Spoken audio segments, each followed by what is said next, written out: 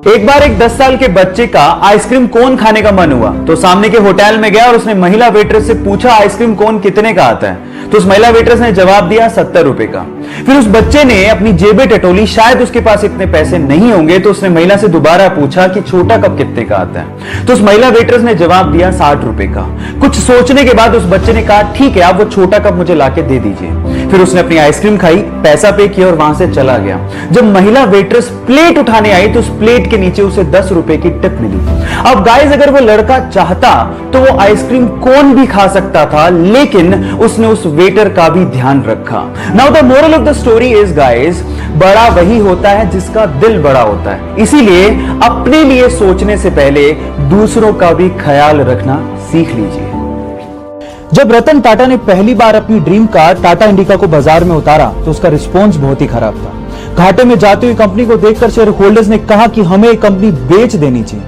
ना चाहते हुए भी टाटा इसे बेचने के लिए यूएस फोर्ड से मीटिंग के लिए गए, लेकिन उस मीटिंग में फोर्ड ने टाटा का अपमान करते हुए कहा कि अगर तुम्हें कार बिजनेस की इतनी समझ ही नहीं थी तो इस कार की लॉन्चिंग में इतना पैसा क्यों लगा दिया।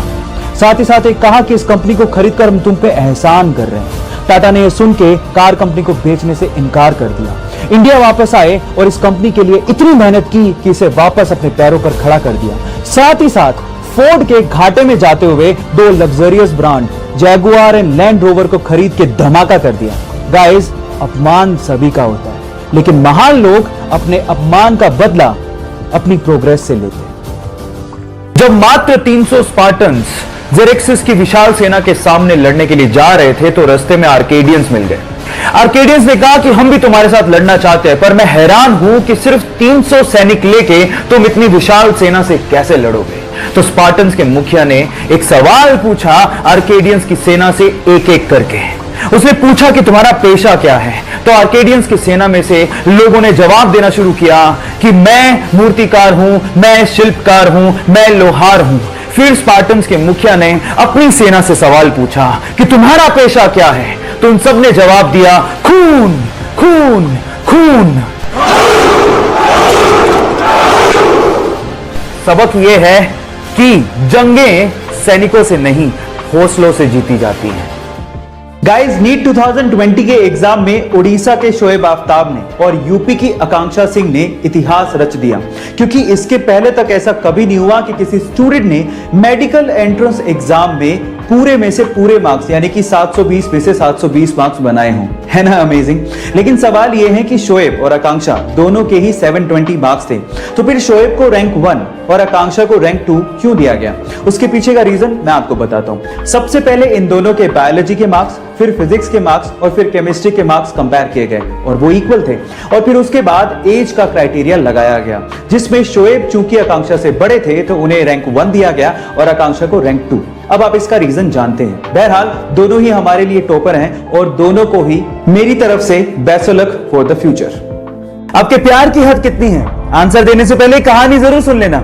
यह बात 1970 की, जब स्वीडन से एक टूरिस्ट से एक इंडियन आर्टिस्ट को पहली नजर में प्यार हो गया। उसके बाद वो एक दूसरे को डेट करने लगे और फिर शादी हो गई। लेकिन कुछ कारणों की वजह से उस लड़की को वापस अपने देश लौटना पड़ा। लेकिन उस लड़के ने कहा था कि हम लोग एक दिन फिर से मिलेंगे।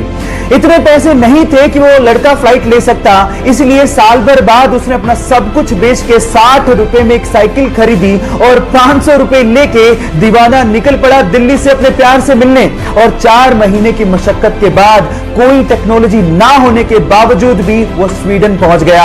इतना शिद्दत वाला प्यार देखकर लड़की के मां बाप ने लड़के और लड़की की फिर से स्वीडन में शादी करवा दी। है ना जुनूनी बात? आपके प्यार में कितना जुनून है, चैट सेक्शन में लिखने मत भूलिएगा। गाइस, ये तो आपको पता ही है कि हमारे देश में सड़कों का जाल बिछा हुआ है और बहुत सारी सड़कें एक दूसरे से इंटरकनेक्टेड भी हैं और हर साल नई सड़कों का निर्माण कंटिन्यूअसली हो रहा है। लेकिन मैं अगर आपसे सवाल पूछूं कि हमारे देश में ऐसी कौन सी जगह है जहां पर रोडवेज या यूं कहें कि सारी सड़कें समाप्त हो जाती हैं, खत्म हो जाती हैं, मतलब सड़कों का एंडिंग पॉइंट कौन सा है, तो आप लोग क्या जवाब देंगे?